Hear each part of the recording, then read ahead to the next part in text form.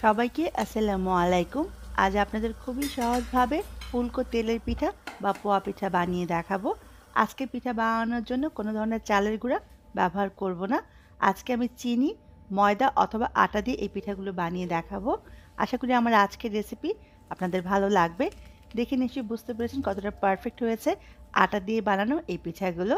কথা না বাড়িয়ে চলুন জেনে নিই পারফেক্ট তেলের পিঠা বানানোর প্রস্তুত প্রণালী। পিঠা বানানোর জন্য প্রথমে আমি চিনিটাকে গলিয়ে নিব। সেজন্য একটা পাত্রে নিয়ে নিয়েছি ১ কাপ পরিমাণ চিনি। দিয়ে দিব ২.৫ কাপ পরিমাণ পানি।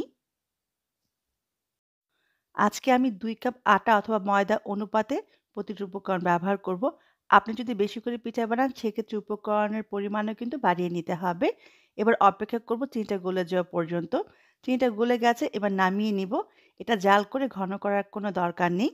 একটা পাত্রে নিয়ে নিয়েছি ২ কাপ পরিমাণ ময়দা। আপনি ময়দার পরিবর্তে আটাও ব্যবহার করতে পারবেন। এবার দিয়ে দিব স্বাদ অনুযায়ী লবণ। এবার চিনির পানিটা চুলা থেকে নামিয়েছিলাম সেটা দিয়ে দিব। দেওয়ার আগে অবশ্যই চিনির পানিটাকে কুসুম গরম অবস্থায় দিতে হবে।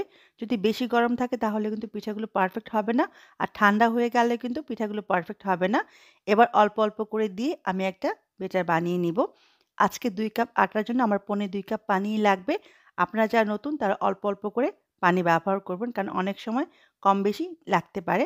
আমি ঘনত্বটা একটু দেখিয়ে দিচ্ছি কেমন হয়েছে। দেখুন ঠিক এইরকম হবে। দেখে নিশ্চয়ই বুঝতে পেরেছেন। এবার চলে যাব পিঠা বানানোর জন্য। পর্যাপ্ত পরিমাণ তেল দিতে হবে। তেলটা যখন গরম হবে তখন চুলা আঁচটা মাঝারি করে দিতে হবে। তারপর এখানে পিঠার ব্যাটার দিব। যদি পিঠার সাইজ বড় হয় তাহলে সময়টা একটু বেশি লাগবে। আর শুরু থেকে শেষ পর্যন্ত চুলা আঁচটা কিন্তু একই থাকবে। একবার বাড়ানো বা একবার কমানো যাবে না। তাহলে কিন্তু পিঠার ভিতরে তেল চুপচুপা হয়ে যাবে।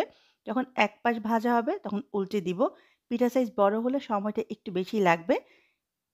উল্টে পাল্টে ২ পাশে যখন সুন্দর একটা গোল্ডেন ব্রাউন কালার হবে তখন উঠিয়ে নিব। এই পিঠাটা হতে আমার ১.৫ থেকে ২ মিনিটের মতো সময় লেগেছে। পিঠাটা হয়ে গেছে এবার আমি উঠিয়ে নিব। আপনি চাইলে পিঠার সাইজ বড় ছোট যেকোনোভাবেই বানাতে পারবেন। আবার এরকম ছোট পিঠাগুলো বানাতে কিন্তু সময়টা কম লাগবে। ছোট করে পিঠা বানালে আপনি একসাথে ৩-৪ টা করে বানাতে পারবেন। আর পিঠাগুলো ভাজা হতে মিনিট খানেকের মতো সময় লাগবে।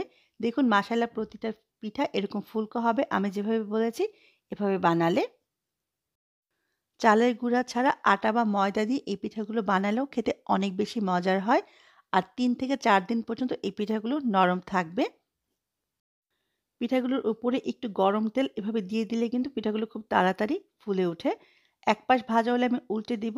উল্টে পাল্টে ২ পাশই গোল্ডেন ব্রাউন কালার হলে আমি উঠিয়ে নিব। ঘন, ঘন উল্টাবেন না তাহলে কিন্তু ভিতরে তেল চুপচুপা হয়ে যাবে। আর পিঠা সাইজ ছোট হওয়ার জন্য সময়টা কিন্তু মিনিট খানেকের চেয়েও কম লাগবে।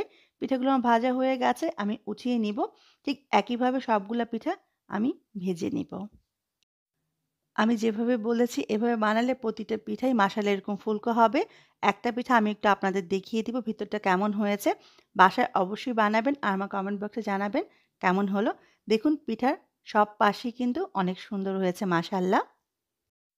রেসিপি ভালো লাগলে প্লিজ আমার চ্যানেলকে সাবস্ক্রাইব করে অনুরোধ রইল। দেখুন মাশাআল্লাহ একেবারে পারফেক্ট তেলের পিঠা। সবাই অনেক ভালো থাকবেন, আমার জন্য দোয়া করবেন। আবারও দেখা হবে। ততক্ষণ পর্যন্ত আল্লাহ হাফিজ।